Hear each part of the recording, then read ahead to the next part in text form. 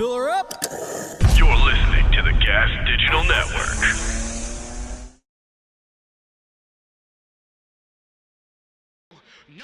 We are back, everybody. Welcome to the show. Got an awesome one for you today.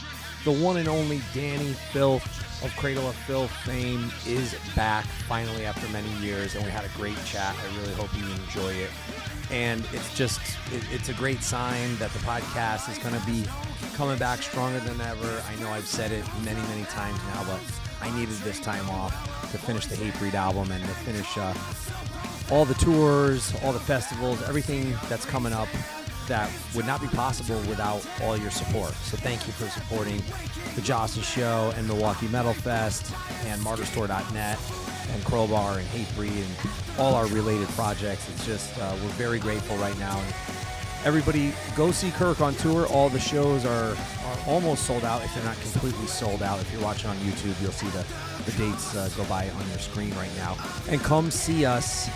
Hatebreed's going out on Summer Slaughter by now. Hopefully you've seen the news, and we'll have Michael get those dates up on the screen here and then in the show notes as well. Summer Slaughter, you can get your tickets at hatebreed.com, and you can click through the link for any of the Crowbar tickets on their socials.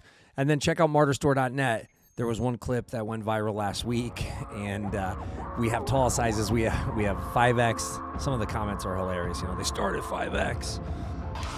But as soon as the clip went viral, of course, we sold out of Sonic XS tees and long sleeves. But if you're watching on YouTube, you'll see we do have Sonic XS sweatpants that just came in. The long sleeves will be back in stock this week. Got to give a big shout out to JC and Christy Clardy. Big thanks for supporting MartyrStore.net. Happy anniversary. 19 great years together. Really appreciate all your support, and hope we come to Michigan. Actually, you know what? We're coming to Michigan. Christy and JC are over in Kalamazoo, but we're coming to Saginaw, and that show's almost sold out. I think it's July 19th. Hatebreed Incantation, Snuffed on Sight, Face Yourself, Balmora, and more. Make sure you get your tickets, hatebreed.com, and big shout out to Christy and JC Clardy over there in Kalamazoo. And once again, happy anniversary, 19 great years together. You know, the family that slays together stays together. Now, before we get to our chat with Dani Filth, gotta give a huge shout out to Sight for Sound and Nevin Eyewear and all the amazing things they are doing. Please, don't even wait till after the show. Go head on over to sightforsound.com right now, especially if you work in the music industry, if you're touring, if you're in a band, or if you're touring with a band and you're listening to the podcast, you might be eligible for free eyewear. And if you're not, trust me, the Nevin Eyewear collection is amazing. Get yourself a quality pair of glasses, whether they're prescription or otherwise. Check out sightforsound.com if you are working in the industry and you want to get a pair of free prescriptions. And if not, just check out Nevin Eyewear. The link will be in the show notes. We really can't thank them enough for supporting the podcast and supporting touring music professionals. Prescription eyewear can really add up, and it gets pricey, and they're doing just an amazing service for people who are out there busting their asses and need to take care of their vision, make sure that they have a great pair of glasses to do the best job that they can do. So thank you so much to sightforsound.com and Nevin Eyewear. Also got to remind everybody that at patreon.com/Jasta, you can sit in on these episodes if you're on the all access or executive producer tier. And we got some great listening parties this month. If you sign up for the executive producer tier, you'll hear a bunch of great music that you might not hear just yet anywhere else. Of course, you can sign up and listen to the archive over at gasdigital.com. And I got to give a huge shout out to Blue Great Music, one of our awesome sponsors of Milwaukee Metal Fest and the Jasta Show. And we have the Blue Great Music pre-party kicking off Milwaukee Metal Fest June 4th. The Jasta and Friends, Torn Open, Gasket, Bonginator, and more to be announced. I think Trevor from Obituary is going to come jam. I don't want to blow the surprise, but it's going to be a great time, and you can get into the pre-party free if you buy a 2-day or a 3-day pass to Milwaukee Metal Fest. Check out metalfest.com or just go visit therave.com/metalfest and get your tickets. All right, it's time for the band of the week, and this week is brought to you by MindSnap Music. Got a great band from New Jersey called Thanatotic Desire. You're hearing Destiny Defined. These guys played Thrash Thursday with Jasta and friends, and it was awesome. This made its debut on MTV Live in 2025, and Thanatotic Desire is going to be playing Milwaukee Metal Fest Friday, June 5th. So crank it up, go check it out. Destiny Defied, give them a follow on social media. Make sure to catch their set at Milwaukee Metal Fest Friday, June 5th.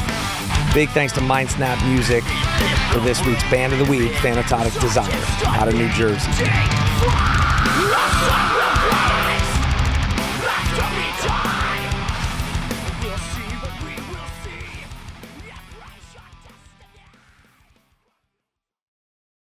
All right, we got Dani Filth on the podcast.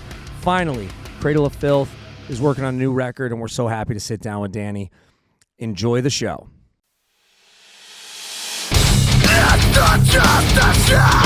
My friend, the lead singer of Hatebreed, the infamous and notorious Jamey Jasta, is in the building. That's what's up. Jamey Jasta from the metal band Hatebreed. That guy's famous. Coffee, death metal, and push-ups. That's Jamey Jasta. Remember Jamey Jasta? You know him. He's a podcaster, but he's a metal man.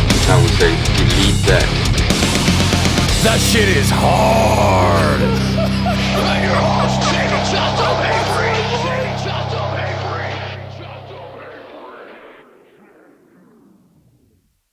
Finally got Dani Filth back on the show. Great to have you here, man. Thanks for taking the time.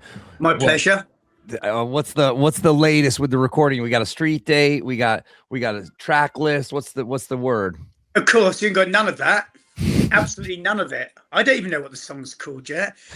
Drummer's just literally finished recording, though. I think it's going to be spread out as well, the recording across the year, because there's a lot of things going on. Tours, I'm getting married, holidays. Congrats. Yeah, thank you. And who's the best man? The best man? My best man's my friend Jay. And I haven't borne witness to what he's planned for the stag do yet, so he might not be my best man for long, you know. Yeah, are you worried about his speech? Is he going to make a speech? Oh God, no! I hadn't even thought about that. Thanks. There's another pressure.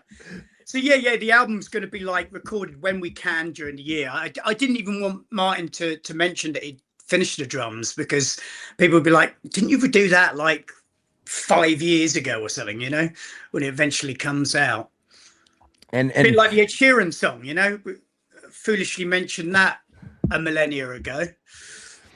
I was not gonna bring that up, but I'm glad that you did. But back to Martin. How did you guys link up, and what was your advice going into this record? Did you want him to try different stuff differently? Like, did you go for a certain tone? Like, well, we met ages ago. Actually, he's been in the band, I don't know, 13 years, 14 years. He's gonna hate me for that, because that's probably not right at all. But yeah, he was playing for a Mantas from Venom. Yes. And his first experience of English or learning English was visiting Newcastle, which is like, you know, well, I broke my bass pedal. Don't understand a word what they're saying. So he was all a bit confused. But he was a massive Cradle fan, so that worked out plenty good. But his first audition, we didn't have a resident studio at the time. It was something was going on with it. So we hired a place, and he flew over, didn't have a kit, and we didn't have a kit, because obviously we didn't have a drummer. So we put together this thing that was awful. It was like bits of everything that we just found. And I remember our guitarist saying at the end, going, "Oh, I don't know about this. He's not very good, is he? It sounds all over the place." I was like, he's playing like a tin pot thing, you know? There's like a baked bean tin there. So, yeah, I persuaded him. I said, no, he's going to be great. And, you know, here we are. Can't get rid of it. So you didn't have like a double pedal or a double kick drum. It was like he had to basically do his audition on like a kiddie set. Yeah, it was just bits of crap that we found around this studio. We didn't, we suddenly went, oh yeah, shit, we need a drum kit, obviously.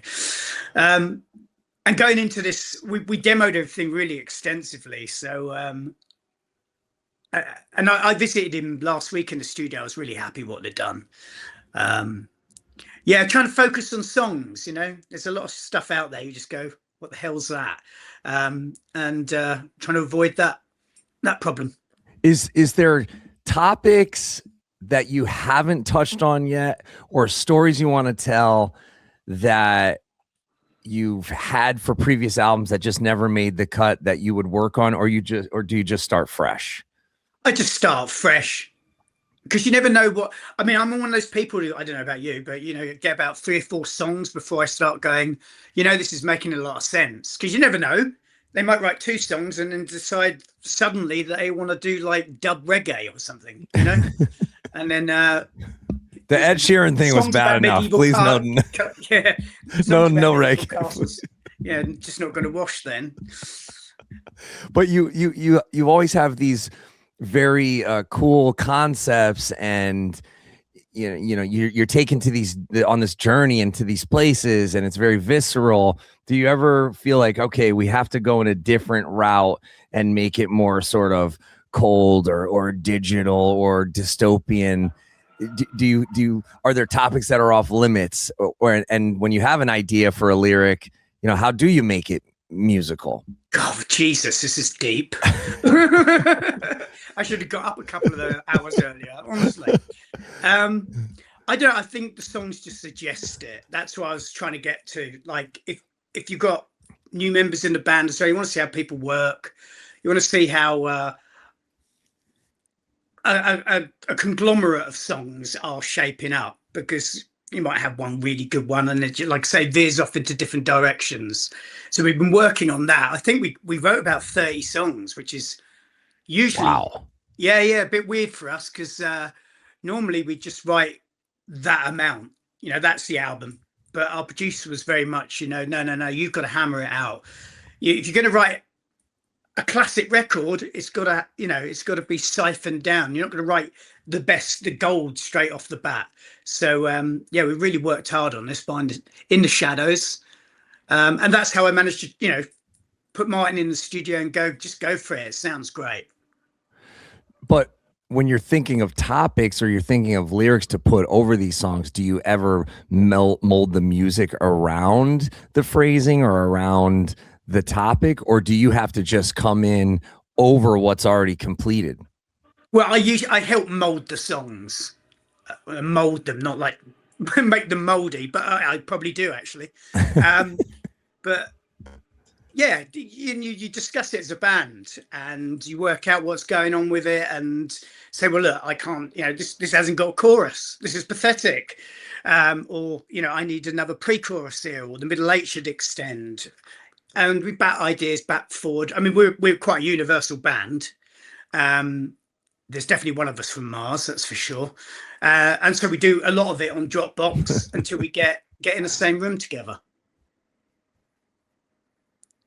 Just few and far between. Yeah, and do you find that certain riffs, I mean, do you ever like take riffs from other songs and go, this would fit here? I mean, I find I'll do that on certain records where I'm just married to a lyric that I feel fits really good on this riff, but this is a lyric that would fit with a topic from another song. And I guess that's a byproduct of the Dropbox songwriting era, so to speak. Whereas if you were all in a room.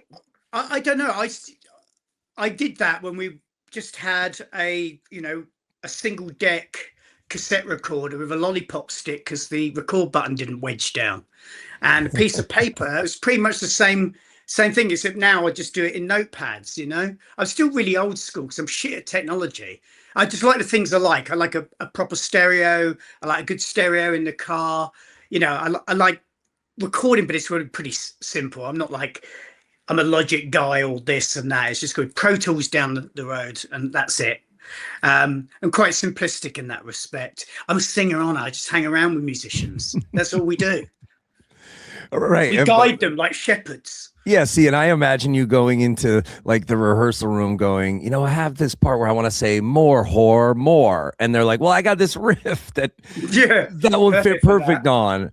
Yeah. But your process is intriguing to me, because when I hear the different types of screams and growls, and then even the talking parts, they seem so deliberate in the way that they're telling the stories and painting the picture, especially when you read along. It just, when you say like, okay, this part is a chorus or this part is a middle eight, I'm thinking from the lyrical standpoint, having read your lyrics, I'm thinking, some of these are so long and I don't even remember parts that were repeating. So when you refer to a chorus, I'm thinking like maybe you're referring to the riff as a chorus, but you're not saying the same thing necessarily. I think that might have been true of a lot of our earlier albums. I think we've just maybe it's just getting old, like your granddad says to you, oh, not proper music anymore. There's only 4 people in a band. That's not a band. A band is, you've got no bassoon player.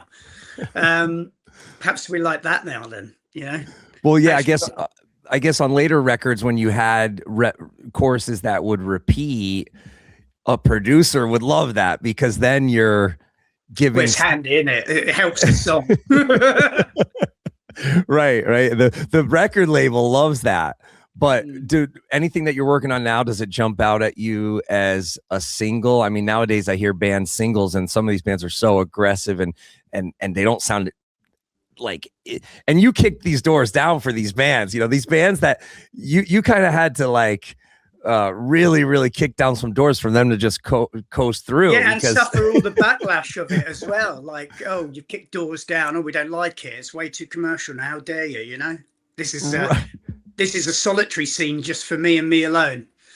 Right, but then you see the bands that have 7 riffs in one song with not one discernible chorus, but that's their single. Yeah, I know. Well, it's very easy to put a single out nowadays. You just say this is a single, and that's it. It's not like, I mean, I don't even know what the top 40 is anymore. What is it? I mean, it used to be a very stalwart thing in our house on a Sunday evening. Whatever we were doing, we were having a Sunday roast or whatever. My mum and dad would have the top 40 on, and you'd hear the countdown, and you'd be like, oh my God, can't believe it. Def Leppard are like number 27, even though you hated Def Leppard, at least it was something with guitars. But I don't know about that anymore. And I literally do think it's like, oh, our new singles come out, and you just go, like you say, oh, okay. Well, it's not like the process of releasing a 7-inch, is it? And then a 12-inch, because you've got extra tracks and going through Gallup charts and everything like that. So, yeah, I don't even know what's going on with all that anymore. It's wild, because I feel like it's kind of a good thing, because there's less gatekeepers and there's less A&R people missing the mark, because I think we all have favorite albums where we're like, why wasn't that a video? Why wasn't that a single? There's deep cuts that are as good or better than the stuff that was chosen by the suits. But did you guys ever, did you ever, I mean, I know you've had obviously big records and charting records and stuff, but did you ever do like the Top of the Pops, or did you ever do a TV appearance where you go, wow, how are they allowing us to do this? Yeah. Tons of times. There's one time in Italy where me and my guitarist at the time, we had a really, really bad hangover, really bad. And we both forgot that we were supposed to be up early to go and do this TV show. And so we sort of rolled in there looking like hairs, like, messy beehives like this, and like crossed eyes, and it was a children's TV show. It was in Florence, I remember it. And they had this really quirky long sofa and like a chaise lounge, and these 2 Italian presenters, and they both like had rosy cheeks, and they were like, hello, Ruse. That kind of attitude, even though it was in Italian. I guess that's what they were saying. And it was absolutely, surreal. I didn't actually, I was looking at him like that live on TV going, is this real? Are we actually here or what? This is ridiculous. But that was kind of part of the Sony forte, that, they put us on some very weird things. We went to a party with like Jamiroquai and Madonna. And was this a performance or just an interview? It was just an interview.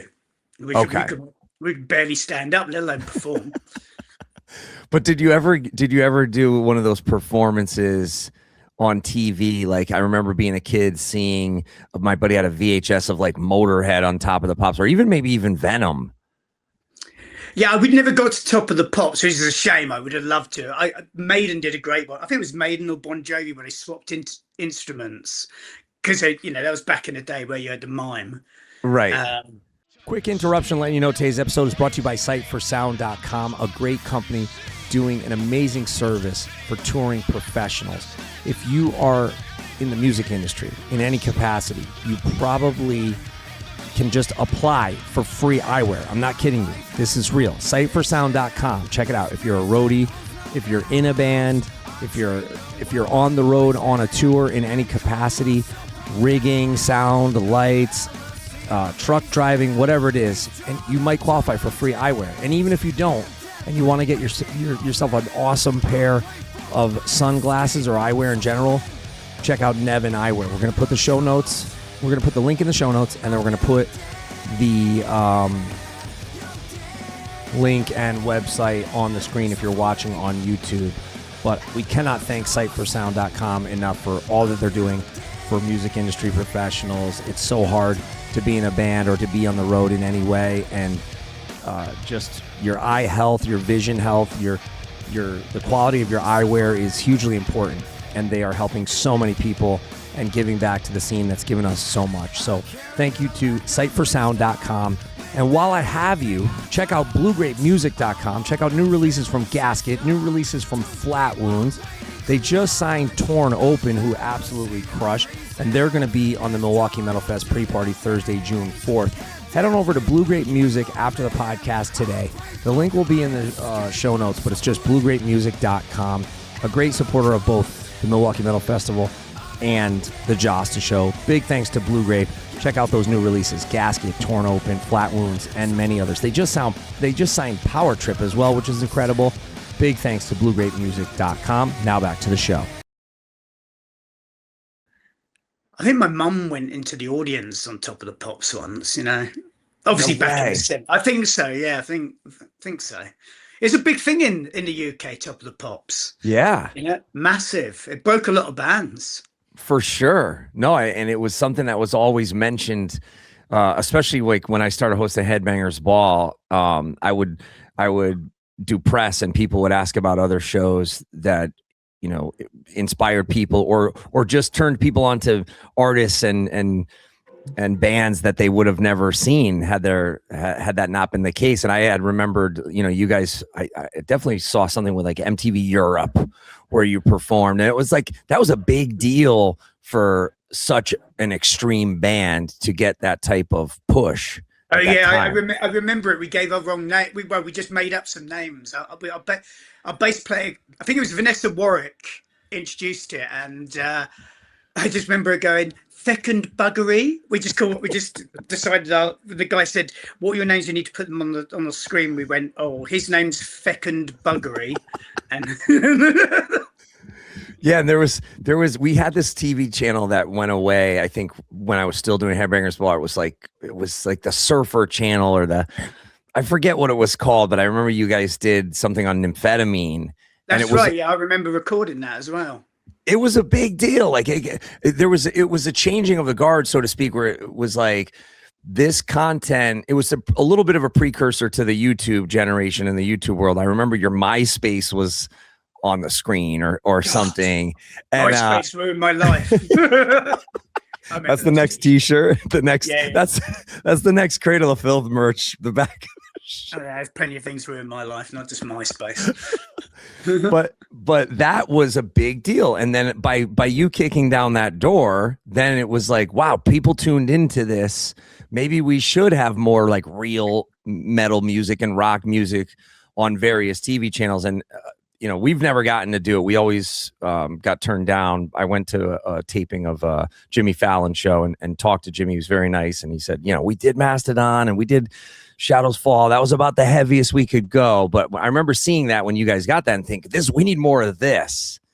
But I guess now no one really watches cable TV. And you were saying Top of the Pops is gone. Where do people? Well, I don't know if Top of the Pops is gone. I just wouldn't know. There's so many channels that would know where to find the bloody thing. Right. I suppose it would be on BBC One, but I think they probably do a weird bastardized version of that. Because, how are they going to wrap it up? I don't know what the main charts are anymore. Right. And I was thinking the last time this really made a difference, like a television appearance really made a difference in my memory, is the Gojira thing on the Olympics. Oh yeah. I remember a similar thing. We used to have a program called The Word, and it was very European, very fun, very bright, and you come back on a Friday night after being at the pub and put it on. You watch it drunk, and I remember watching it with some friends on a Friday night, and we did some acid, and it was when Sepultura bought out Chaos AD. Wow. So they did Refuse Resist, but the thing is, they kept all the fans. They invited a load of fans to the studio, but kept them in cages, and then they were interviewing some other people, and there was this really dapsy American actress on there who was like, yeah, hey, and I've done this and I've done that, and they would, all these British heavy metal fans were just going, slag, shut up, Sepultura, and it was just chaos. And because you're on acid, it felt like there was something very much building up, and when they burst in and played that, because I never heard that song before, it was just the whole audience went fucking nuts. It was live on TV. It felt like Revolution. It was just so new, and it was punk attitude delivered in a metal jacket, a full metal jacket. Well, look at that, full metal jacket. Yeah. Yes, for sure. No, I've seen clips of that before. I think there's a famous Faith No More clip, I think, as well, from that. Yeah. And Nell Seven were on there as well, where Jennifer pulled her down. Right. To the yes. camera. Yeah. See, all the suits that are at those big corporations, they're fools for not repurposing all that content and getting it out now, because not only could they monetize it, which is the only reason why they do shit like that, but it would be great. It's just a great piece of fun history that is so memorable. I love seeing the Jerry Springer clips and the typo and the old Sally Jesse Raphael and Donahue. I just saw a Gigi Allen clip on Donahue. Oh, yeah, there was a mentor. I remember seeing the Mentors on. So I don't know what the American shows were, but I remember seeing the Mentors. I remember seeing who else was there? There was someone else that was like Guar. Yes. Someone. Rest in peace, Dave. Rest in peace, Corey. Oh my God. Rest in peace. A lot of members of Guar. Jesus, we're getting old. But I hope to see more of that stuff. I love when metal blends into mainstream culture. And it's just great, because then you can see when the people turn. I was at Starbucks in LA one day, really early in the morning, and I'm like, I know these guys in front of me, and it's Judas Priest, and they're all in Starbucks waiting in line, and I'm just like, what are you guys doing here? Oh my God. And they're like, we're going on American Idol. And I was like, what? And then when I finally tuned in, I thought, at first I was like, I don't know about this. Then I thought, you know what? I can't even imagine how many kids probably turned into metalheads and picked up guitars. Exactly. Well, that's the trouble. I think when we took going back to the whole thing about the charts, when I don't know if they still do it, because I really don't know. I'm in my own bubble, and that's how I like it. But there was a time where they were taking it from downloads or whatever, how many streams. So at one point or another, I think it was either Ed Sheeran or it was Taylor Swift. In the top 10, they had 5 singles, and it was like, what? That just makes no sense, And the thing is, these charts appeal to people. The reason why these people are big is it's the builders, it's, laborers, construction workers, people in restaurants, coffee shops. She's got the radio on, and they hear these songs, and they just become attuned to it because that's what's available. That's that's all there is. And if you hear anything, enough, and it's got a quirky beat, you like it, don't you? But, I think back in the days where a lot of people got into metal we had this DJ called Tommy Vance, and he would sometimes take over the early morning breakfast show when I was a kid. And there was one where he played Venom every morning. And bear in mind, this is just pop. Metal wasn't even on there, not even Maiden, and he played, I think it was Warhead, and he said that we'd play it every morning until we reached this target of giving all this money to charity, Great Ormond Street Hospital or something. And so I think it lasted 3 mornings before they reached, because everybody was like, they turn this shit off, it's awful. But I bet at the same time there were so many people, it was like, whoa, that's cool. I need to find out a little bit more about this. Yes. Yeah, I've heard it described in a marketing meeting once as touch points. After 4 touch points, you can become a consumer or a customer. Like if you ever go to the restaurant the fourth time, they know they got you. Like, do you ever go to a restaurant once and you're like, I'm not going to go back? And I think sometimes songs can be like that. Like there's songs that I fucking hated, like I don't even want to say it, because then you're going to have it in your head. No, yeah, well, I've got a lot of things in my head. You might push one of the other bad ones out.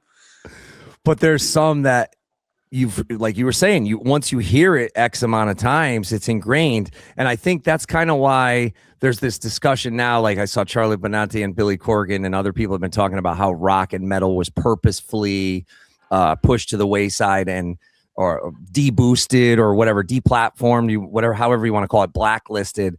And that's probably because if you're saying ideas that are dangerous, or if you have lyrics that could be misconstrued, they don't want those touch points being no, of course not. No, I mean, look at the whole thing with bringing Judas Priest again. You know, the guy blew his face off.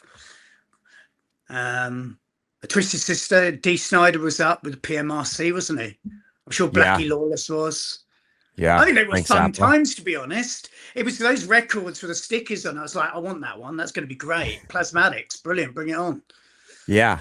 Well, that's how I kind of feel like what the shadow bands are doing now on YouTube and stuff. Because I put out a Corpse Grinder video. I put out the Corpse Grinder solo record, and I had Jeffrey Epstein getting killed. This is years ago, but I had a Corpse Grinder whipping his hair in the animation, killing Epstein.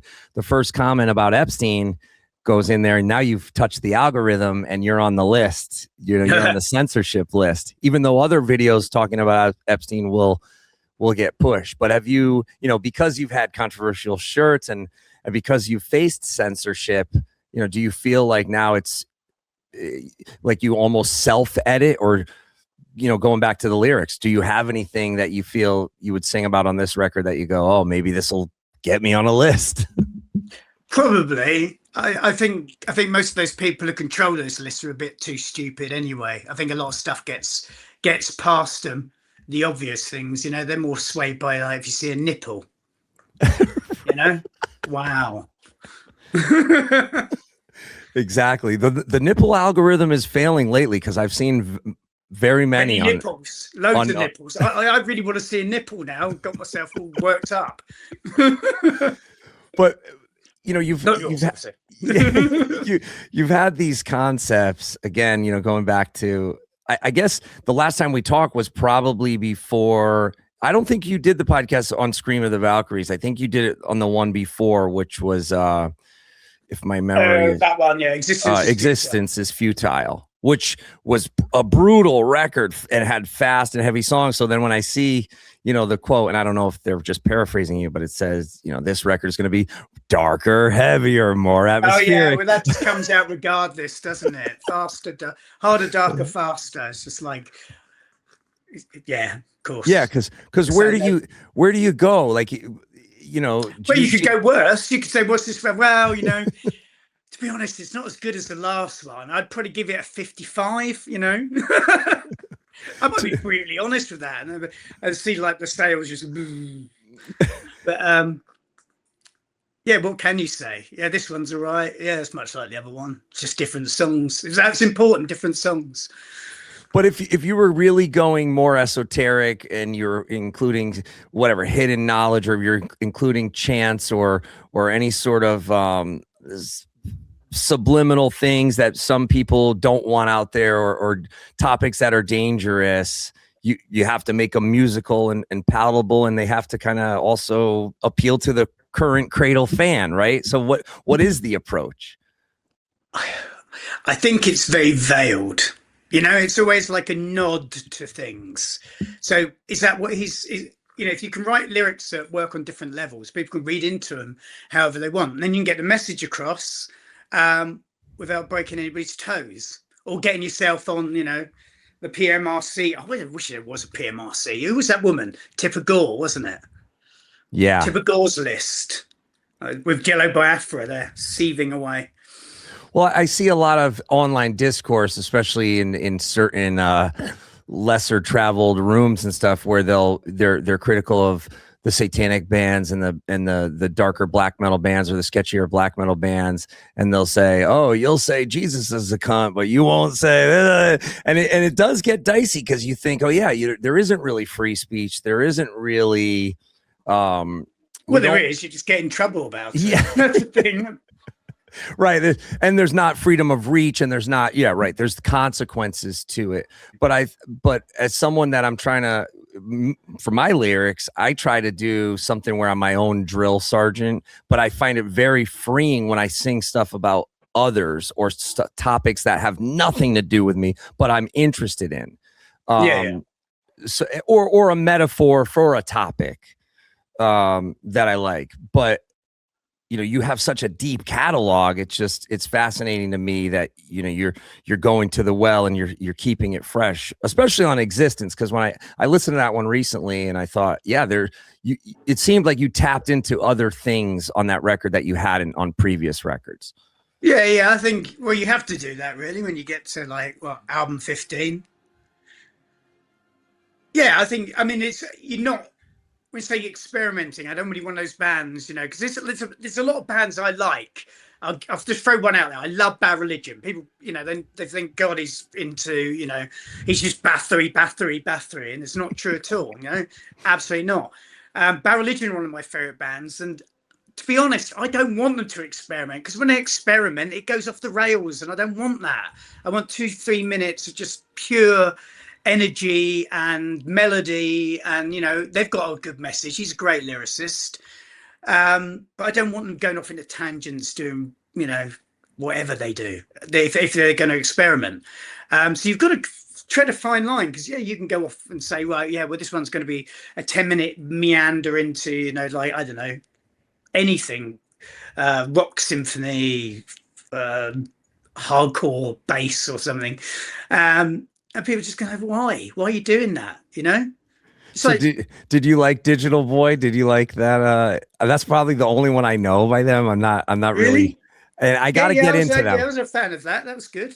See, that's probably the one that people called the sellout song or whatever, right? Because that's the one of the only songs they recorded twice, because originally it was on Stranger Than Fiction, and then they redid it for it was on Against the Grain, and they redid it for Stranger for Fiction, which now you think about it, it's a bit of a cop-out, isn't it? They want to burn all their records. How dare they? But it's such it could be written now, because it was almost like he was telling the future. Well, I mean, everything goes around in cycles, doesn't it? We're never going to be a peaceful world, are we? I don't. Not when oil controls it, no. No. Hey, it's Jamie letting you know today's episode is brought to you by Sumerian Records. That's right, the record label that brought you Slaughter to Prevail, Born of Osiris, Poppy, Stick to Your Guns, and many, many more. They're just killing it right now. And not only are they sponsoring the Milwaukee Metal Fest and the Summer Slaughter Tour, which features yours truly, plus a band on their label called Face Yourself, which I highly recommend you check out. They are putting out a ton of new music, and you can find it all over at SumerianRecords.com. The new Static Dress album, Injury Episode, will be in stores and online May 29th. You can pre-order now over at SumerianRecords.com. While you're there, check out releases from Roman Candle, Stick to Your Guns, represses from bands like Upon a Burning Body, and vinyl from Kitty. You'll see it all over there at SumerianRecords.com. Big thanks to Sumerian. Now back to the show. No, I think there's something kind of liberating in that now, especially with what's happening now, where you got some people saying this was prophesized, this is biblical, this is this. Oh, there's always been a prophecy, a load of hogwash, most of these religions are just like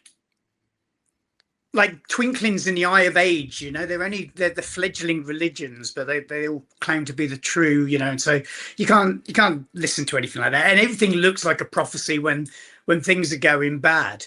I do like the way the world is, the way you can express things, and I don't know, for Instagram, for example, lots of people have got memes about Epstein and Trump and whatever, and Netanyahu and whatever was going on between Russia and Ukraine.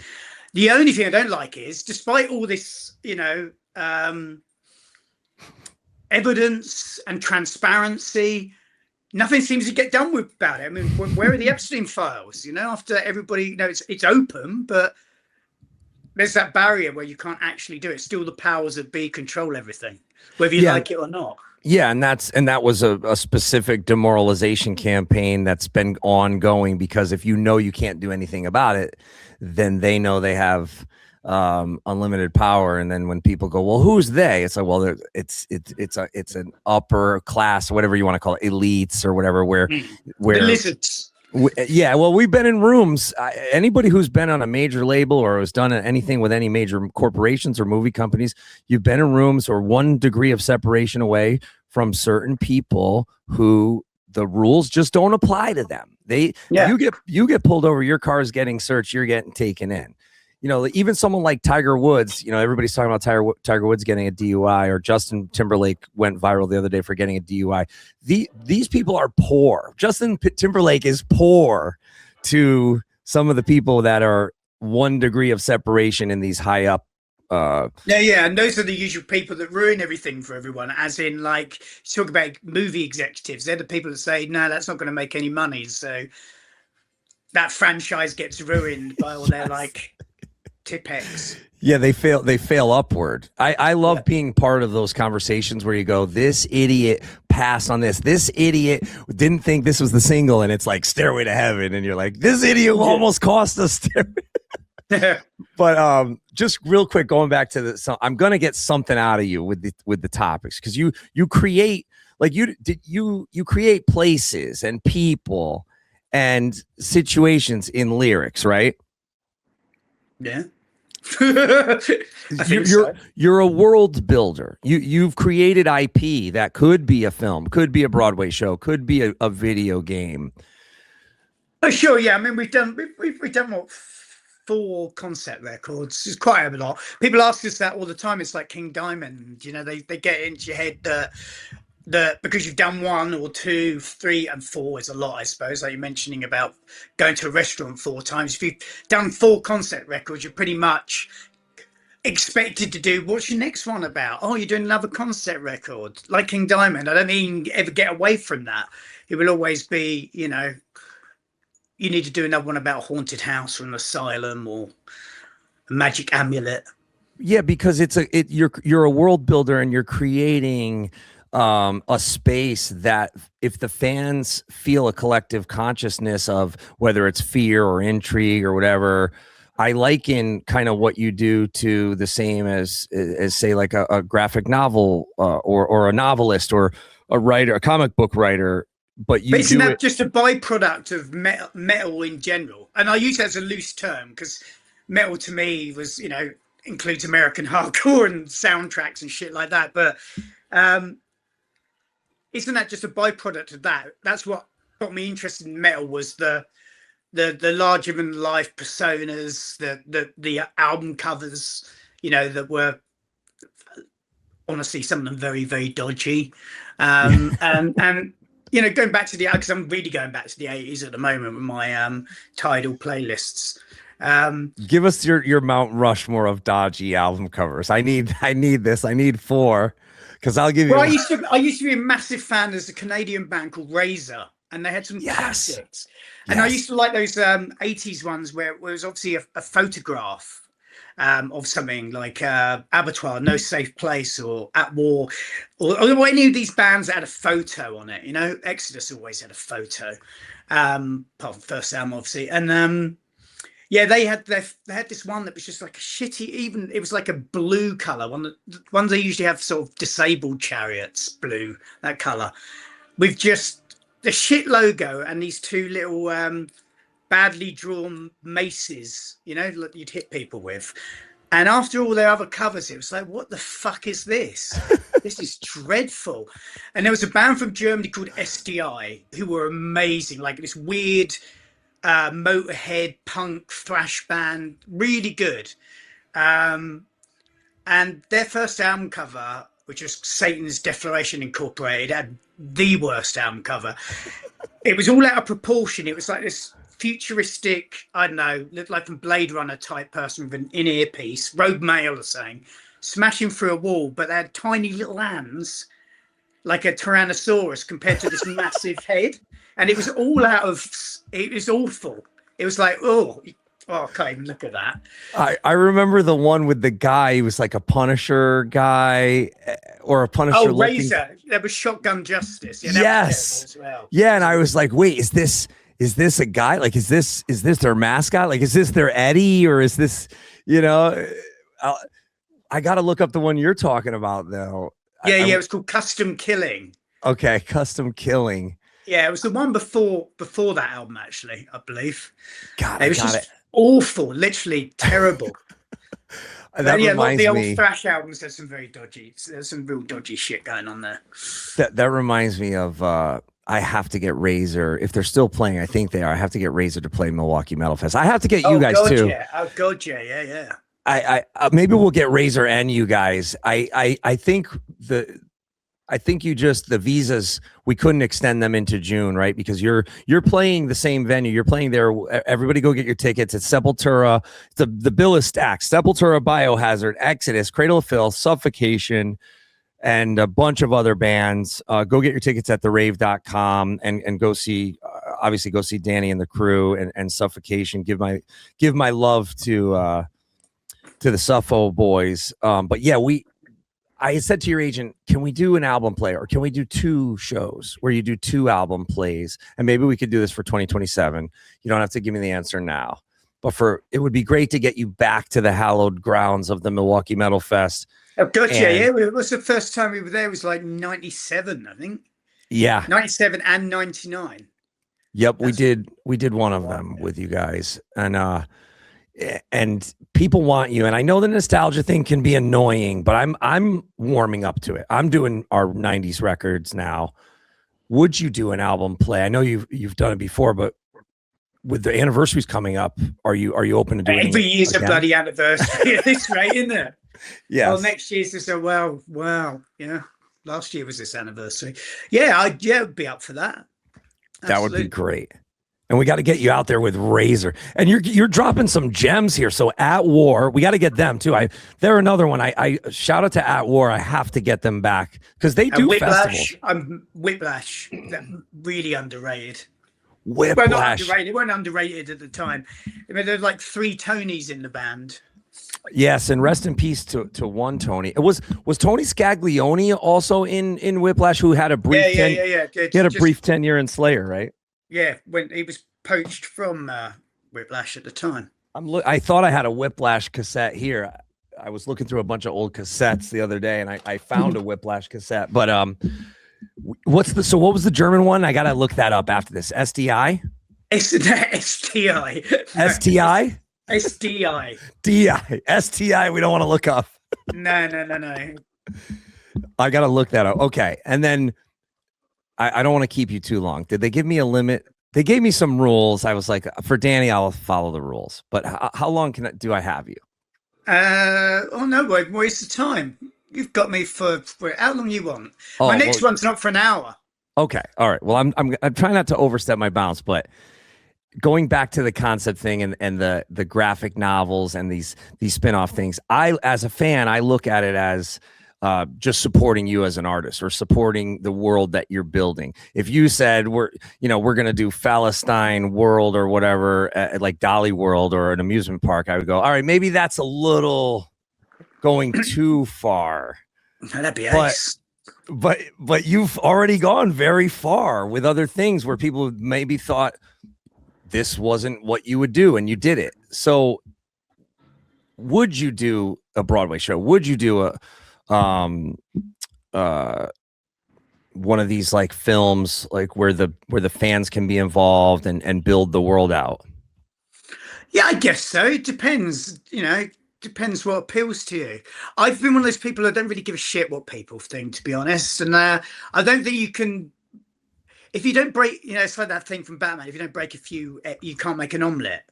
It's like, you can't become groundbreaking. I'm not saying we were groundbreaking in any respect, but you can't become groundbreaking without doing something that's a little different from other people, because you can't ground break if the ground's already been broken.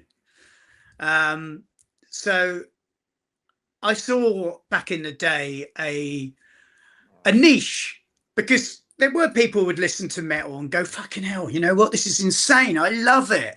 I have a friend, and I actually went to see Creator with her last Friday in London, and I went to a wedding a couple of years ago, my fiance, and her family's very posh, she's Italian.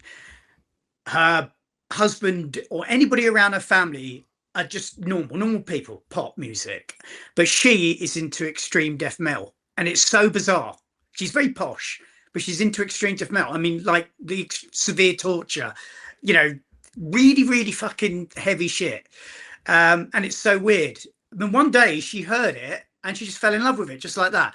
And that was always something that I thought of. If people, you know, the builder, the guy in the coffee shop who's continually listening to fucking Taylor Swift or whatever, because it's there, was to hear something and go, you know what, this is actually what I like. This is exactly what I like. I like horror movies. I like, you know, mysteries and whatever. And I love Halloween, and I love this. And I thought there's got to be a bridge somewhere. People just don't know about it. And yeah, it's good all being niche and underground. And yeah, you know, we bought a brown triangle out on the 7-inch in Saudi Arabia, and there's only 2 copies. That's all well and good, but you know, your band's going to die very quickly if that's your attitude. Yeah, and you've touched so many people's lives at this point, where you have people who are directing major shows and major movies and are part of franchises and part of video games and part of all these other media companies, that they were into Cradle of Filth, and that was a gateway band for them.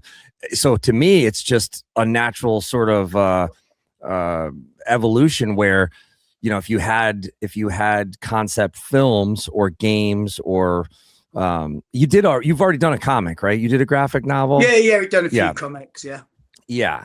But to build out these worlds, the fans, I see like the fans reacting to something that's so simple, like say like the back rooms. Do you know about the back rooms? The back rooms, like the yellow, it's like this sort of shared universe that has become IP now that they made a film, or they're making a film, or the film's coming out. Maybe here, Michael, can you pull up the trailer for the back rooms?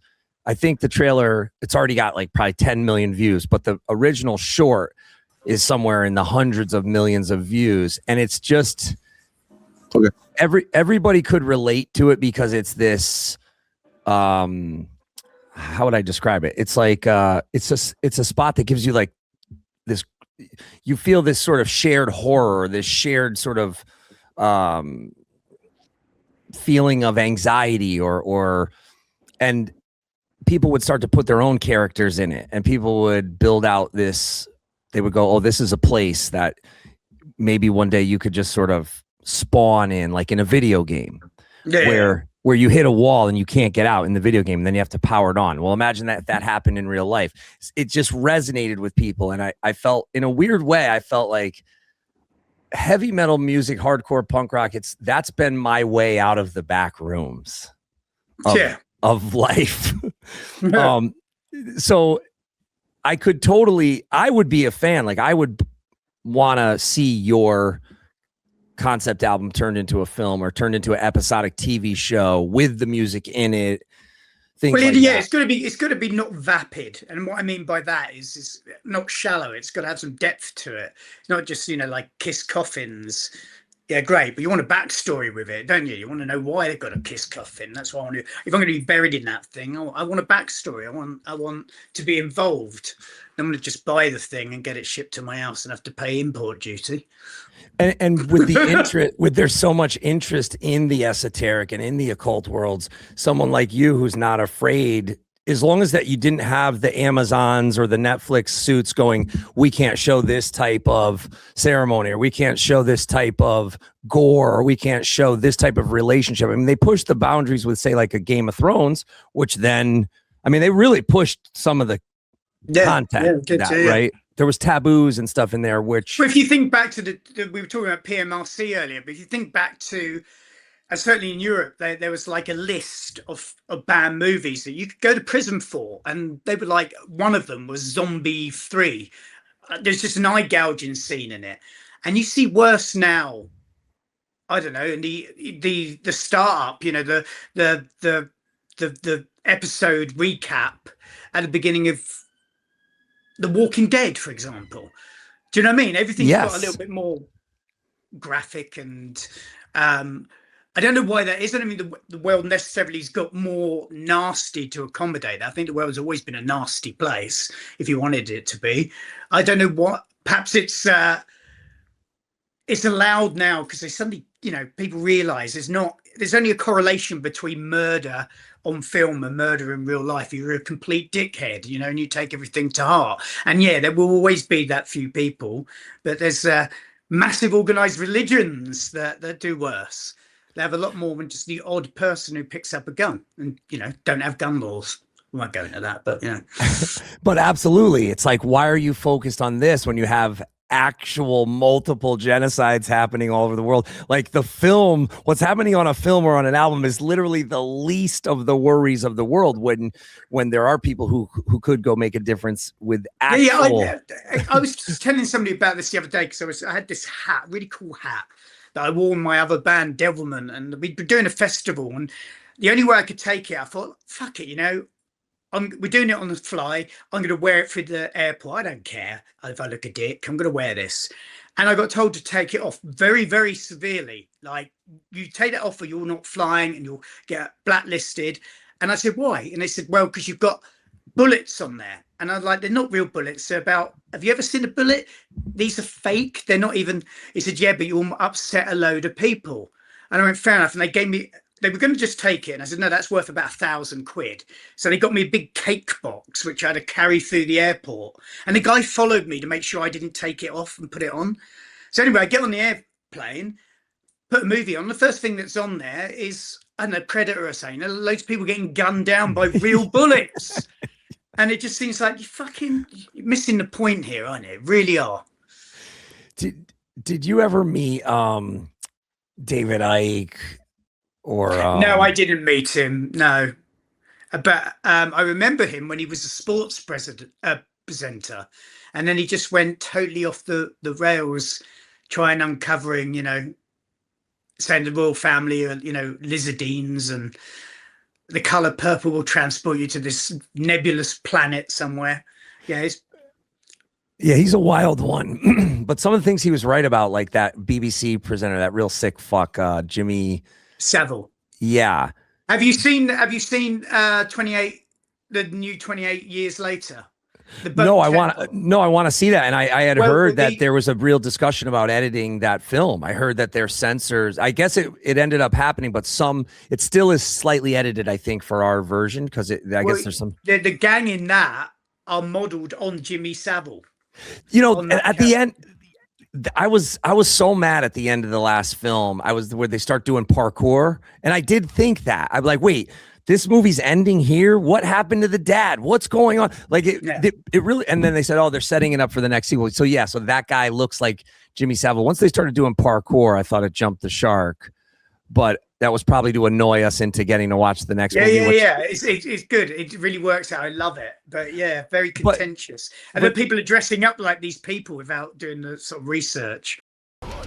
Today's episode is brought to you by Blue Grape Music. Head on over to bluegrapemusic.com after the podcast today and check out the new single from Torn Open. It's called The Way Things Should End.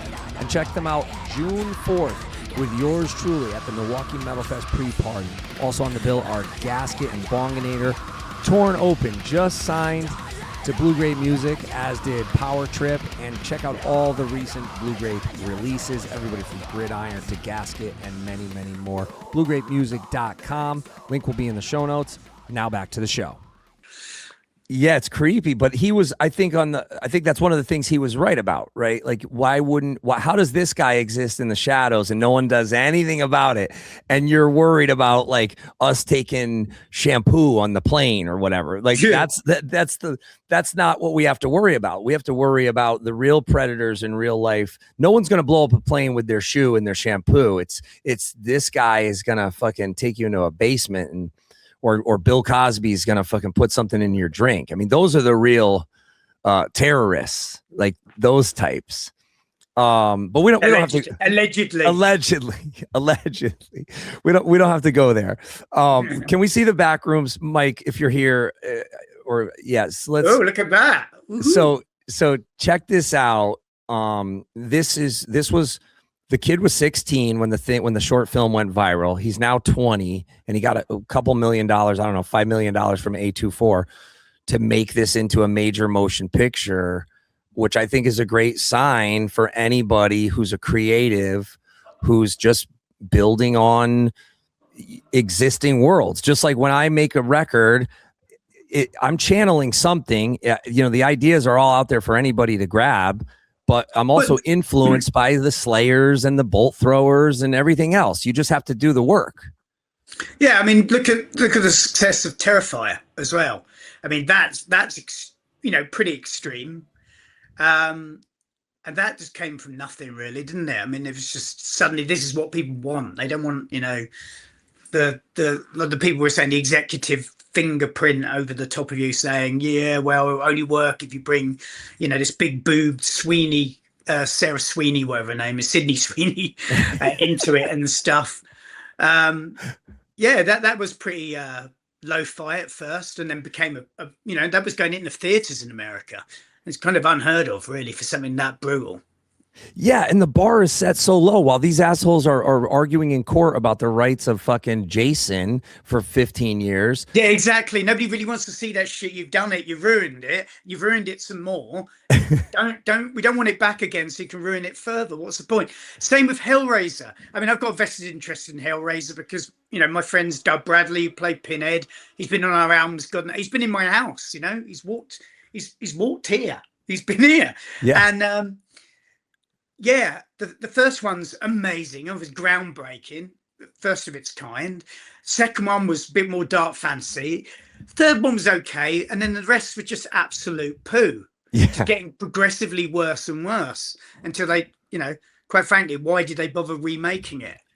The first one's based on this, right? The Books of Blood, right? Yeah. The Hellbound Heart, or one of them. Hellbound Heart, yeah. I'm only like 40 pages into this one, but you're right. You're absolutely right. And so it's up to that's why I'm saying, like, a real OG like you that's respected, that has these worlds that could easily be applied. Like, what would be the first one that you think could be put on screen?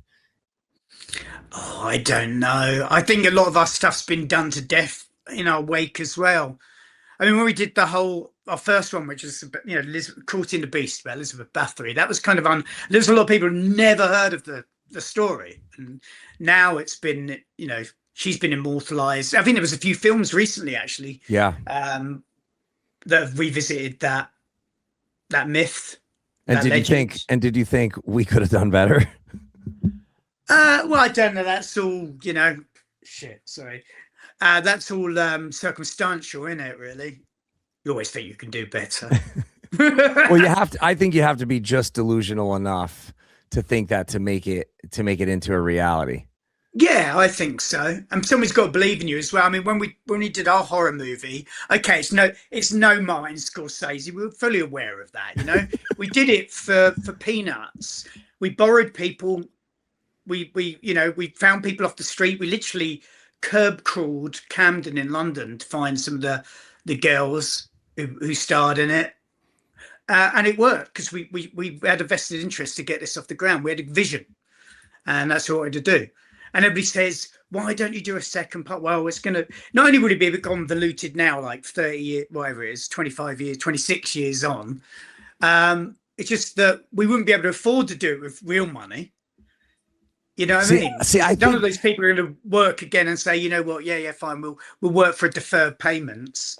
And even then, you'd be looking at $2-3 million at least to set it up. I remember Bam Margera said that he was going to give us some of the cash at one point. Yes. No, I think you would get the investors because it did. Yeah, I thought there was potential there. Yeah, you could. It was a franchise, right? It was. I mean, now you're coming up on 25 years or 26 years since then. Which is weird because I'm still only 23. That happened. You look great. No, you should. You should just revamp the whole thing. Cradle of Fear 1 through 3. What could you do? I love it. The fans would do it. You would get a lot of money on a fan funding for sure. Yeah, maybe. Let's watch the back rooms and I'll let you go, Danny. And thanks so much. And I hope you come back on when the album has a street date and we have a single to hear and stuff. Yeah, probably this time next year, I should imagine. That sounds great, about right? Yeah, I mean, you're gonna. I found something. You're gonna have a generational run. You know, maybe we'll get 5 albums in 5 years, like Maiden and Kiss did in the. Oh, don't go that far. All right, here we go. Sorry, I'll stop interrupting. 5 albums in 5 years, Jesus. In the store. Okay. What did you find? The place.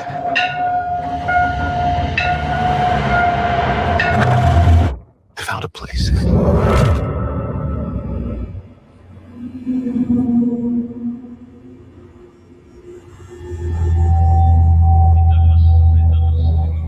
So that's the back rooms. And it just goes on and on. Hello?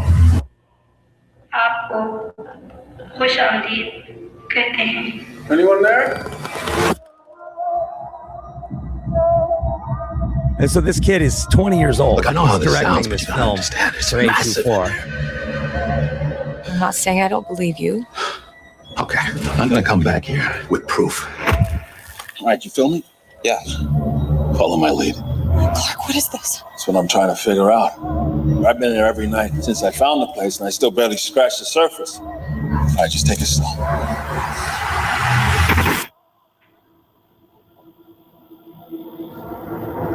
Pull me up, pull me up, pull me up! What do you see? All these rooms. This place built them.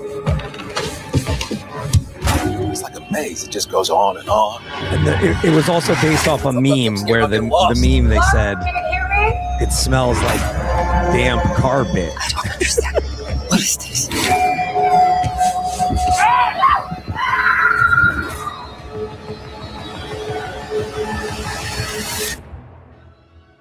It's beautiful. So this is like where you would glitch out in a video game. No clip, I think they call it. Hello?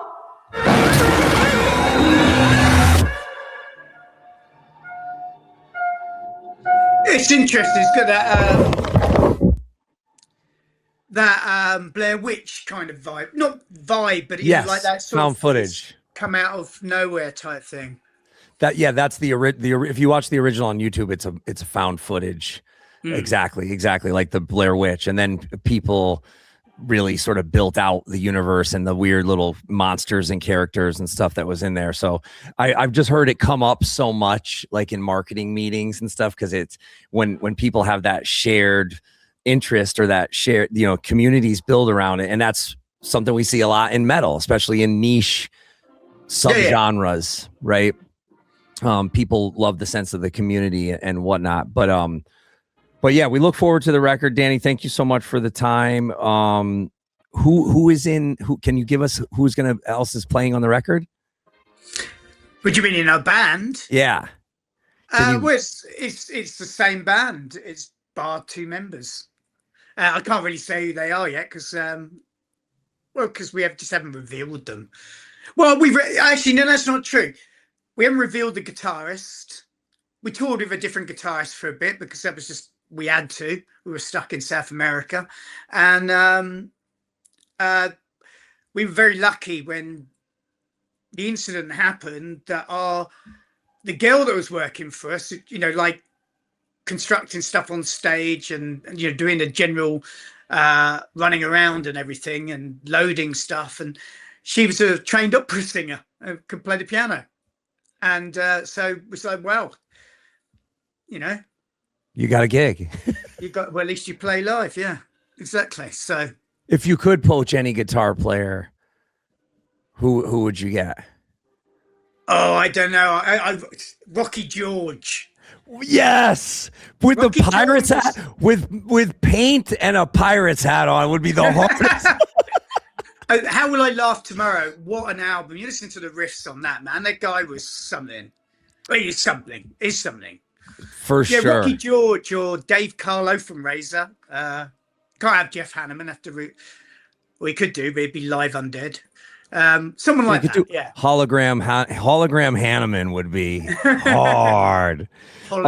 Into the Unknown. Shout out to Warren Lasseter. That was the one. Into the Unknown was your experiment album. Shout out to Mike Murray in the chat. Warren Lasseter. Chris Winchester says, Ozfest 03, you guys were amazing. I got to do the meet and greet. How do you plan your set list when doing festivals with the stage performers? Oh, and Ozfest, that was the infamous Lorenzo Dani Filth fight, which didn't you guys briefly give us the Lorenzo from Sworn Enemy Dani Filth fight story? Oh, it wasn't. We were just you know, Ozfest was the best tour I ever did, and we had so much camaraderie.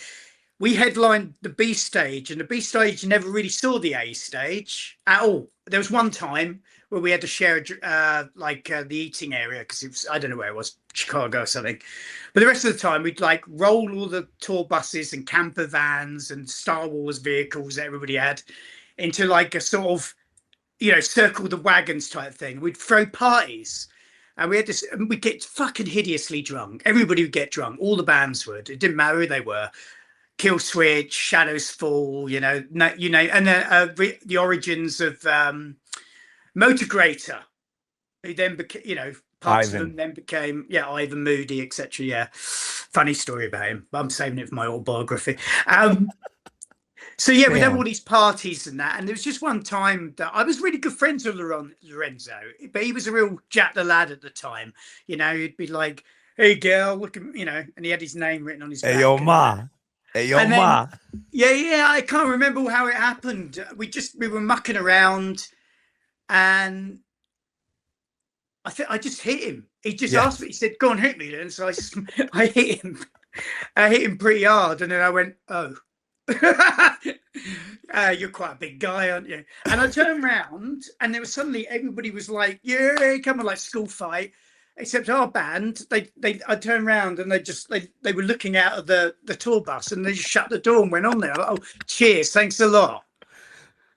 Yeah. So he didn't really, you know. The next day we both laughed about it because that's what it's like. Same thing with a